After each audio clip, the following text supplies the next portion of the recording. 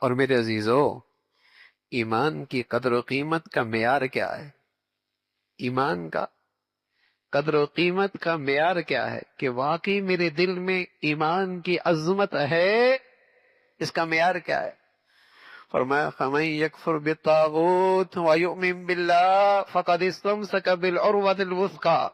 جب تک کفر سے اور کفریہ زندگی سے، کفریہ طور طریقوں سے، کفریہ عقائد اور نظریات سے نفرت نہیں ہوگی، اس وقت تک ایمان نہیں ہوگا۔ فَمَن يَكْفُرْ بِالطَّاغُوتِ وَيُؤْمِن بِاللَّهِ، ایمان بعد میں، پہلے کفر سے نفرت ضروری ہے، کفر کے طور طریقے سے نفرت ضروری ہے، ایمان بعد میں ہے۔ لا الہ پہلے نفرت ہے، الا اللہ بعد میں ہے۔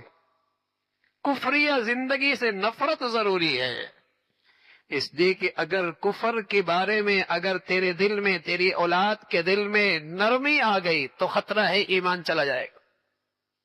ایک دن ایسا نہ ہو تیرا بیٹا مرتد بن جائے، ایسا نہ ہو کہ وہ کفر کے طور طریقوں کو اپنانے پہ فخر کرنے لگے۔ فَمَن يَكْفُرْ بِالطَّاغُوتِ، سب سے پہلے کفریہ زندگی سے نفرت ہے، اس کا انکار ہے۔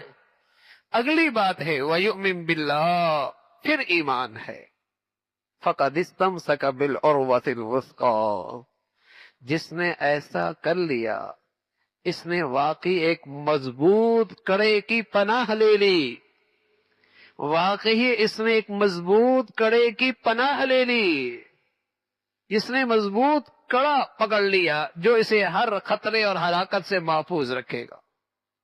لیکن شرط کیا ہے کہ واقعی دل و دماغ میں ایمان کی عظمت، ایمان کی اہمیت ہے، کفر کی زندگی سے نفرت ہو، کفر کی زندگی سے نفرت ہو۔ پہلے کفر کی تعریفیں زبان پہ آتی ہیں، کفریہ طور طریقوں کی تعریفیں زبان پہ آتی ہیں، پھر ایک وقت آتا ہے اسلام بھی زندگیوں سے نکل جاتا ہے، اسلام بھی ایک زندگی سے نکل جاتا ہے۔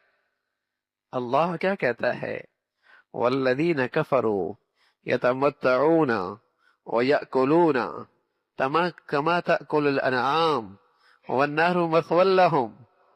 کافر لوگ ایسے ہوتے ہیں جو دنیا سے یوں فائدہ اٹھاتے ہیں، دنیا سے یوں کھاتے پیتے ہیں جیسے جانور ہوتا ہے۔ اللہ کی بندگی کے بغیر زندگی ایسی ہے جیسے ایک حیوان کی زندگی ہوتی ہے۔ اللہ کی بندگی کے بغیر زندگی ایسی جیسے ایک حیوان کی زندگی ہوتی ہے، جیسی ایک حیوانی زندگی ہوتی ہے۔ فرمایا ایسا دنیا سے نفع اٹھا رہے جیسے کوئی حیوان اٹھاتا ہے، بندگی اللہ کی کوئی نہیں، ایسا ہے جیسے حیوان ہے۔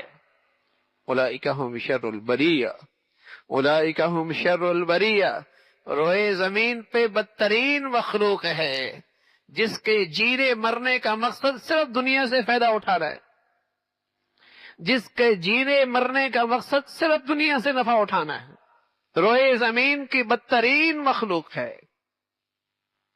اپنی اولاد پہ نظر رکھو، اپنی نئی نسل پہ نظر رکھو کہ ایمان اور اللہ کی فرما برداری کی قدر و قیمت ان کی زندگی میں کتنی ہے،